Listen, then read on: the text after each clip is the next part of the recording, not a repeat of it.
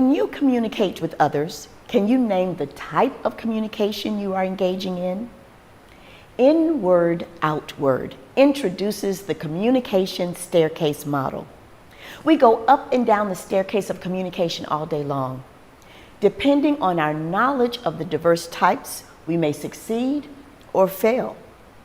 The first step is intrapersonal communication, where you communicate with yourself, about yourself, others, and the world around you. You take you wherever you go. The second step is nonverbal communication.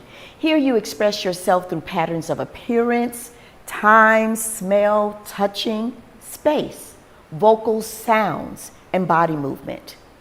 It often determines our social expectations. The next step is interpersonal communication between two people. Your most intimate experiences happen here.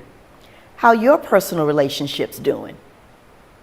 Next, you experience small groups of 3 and usually no more than 25 coming together for a common purpose. Think family, soccer team. On the fifth step, you experience public presentation, where you engage a captive audience with speeches, music, dance, drama, and other forms of public expression. It is still the #1 fear known to man. Mass communication is step number 6, where you influence others using media such as television and social media. The last step, and the most complex, is intercultural communication, where the other person's communication systems are different and require you to make room for their reality if you really want to get along. The communication staircase model comes with skills and tools that enable you to communicate effectively in any setting. You will anyway.